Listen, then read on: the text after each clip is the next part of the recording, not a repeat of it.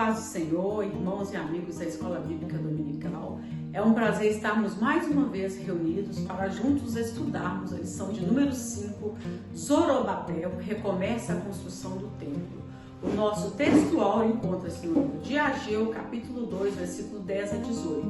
Ao 24º dia do mês nono, no segundo ano de Dario, veio a palavra do Senhor pelo ministério do profeta Ageu, dizendo: Ponde, pois, eu vos rogo, desde o dia em que se formou o templo do Senhor, ponde o vosso coração nessas coisas. A verdade prática se nos diz: sob o poder de Deus, a igreja torna-se imbatível no cumprimento das tarefas que Cristo lhe entregou. A leitura bíblica em classe encontra-se no livro de Esdras, capítulo 5, versículo 1 a 2, Ageu, capítulo 1, versículo 1 ao 12, Zacarias, capítulo 4, versículos 6 e 10. Não deixem de ler, toda a nossa lição estará baseada nesses versículos. Vamos para a nossa introdução. Nessa lição, estudaremos como Deus, depois da construção do templo ter ficado parado mais de 15 anos, enviou socorro através do ministério de dois profetas, Ageu e Zacarias. Zorobabel recomeça a construção do templo. Deus levantou dois profetas. Primeiro veio Ageu, capítulo 1, versículo 1. E depois levantou-se Zacarias, capítulo 4, versículo 1 ao 6. Não vieram atendendo convites de líderes de Jerusalém, mas o Deus dos céus os enviou. Aqui podemos rememorar o que aprendemos nas primeiras lições. É o próprio Deus que desperta e torna a despertar e torna a cumprir.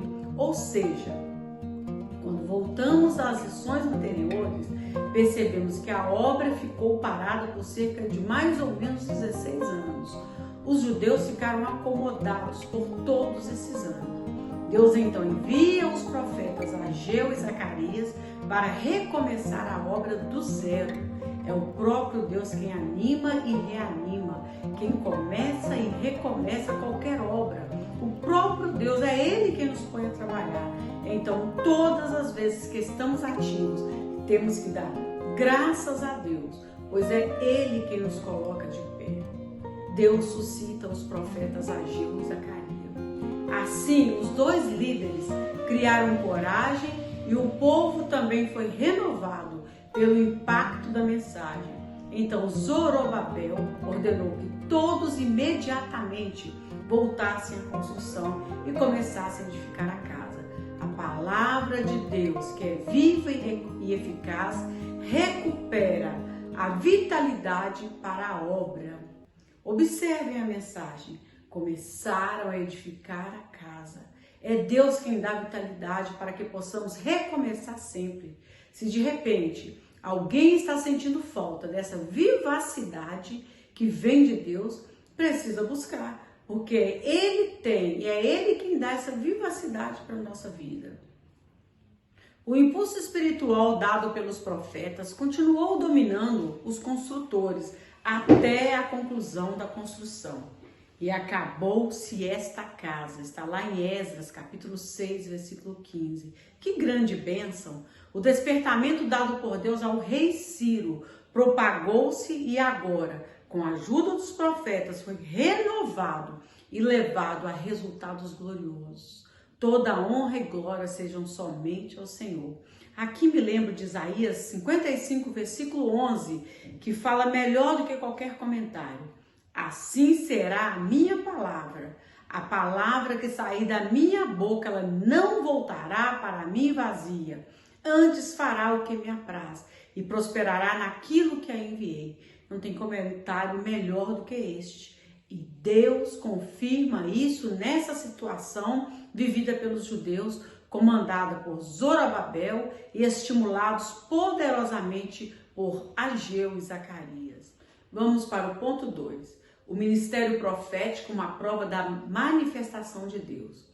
Uma inesperada operação sobrenatural por parte de Deus solucionou o grave problema da reconstrução do templo. Aqui já é outra mensagem. Quando a gente traz para a parte prática, olhamos para a nossa vida e parece que não vai, parece que estamos estagnados. O único que pode realmente trazer uma solução e fazer as coisas se movimentar é só a intervenção de Deus. A gente sempre tem que pensar assim: se está difícil para nós, o Senhor pode fazer mudar todas as circunstâncias e as coisas começam a fluir. É só sairmos do comodismo e começarmos a movimentar, buscando a solução diretamente com Deus. A manifestação sobrenaturais no Antigo Testamento. Vamos para o exemplo de Moisés, o grande líder que Deus levantou para libertar o seu povo da escravidão do Egito. Recebeu o dom de Deus, um preparo sobrenatural, o que lhe deu muita autoridade espiritual. Está em Êxodo, capítulo 4, versículo 17. Vamos pensar. A autoridade dada por Deus a alguém aponta sempre para o interesse coletivo, nunca o individual. Quem conhece a história de Moisés sabe que é sempre uma questão voltada para o coletivo, nunca é para a autorrealização.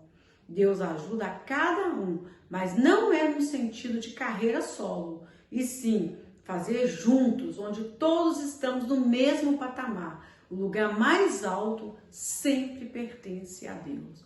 A única autoridade diferenciada é a de Deus. Ele quem vai definir a forma diferenciada como cada um de nós iremos trabalhar, e sempre voltado para a coletividade.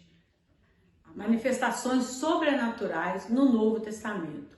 Pouco antes de ser martirizado, Paulo voltou a escrever a Timóteo: despertes o dom de Deus que existe em ti. 2 Timóteo, capítulo 1, versículo 6.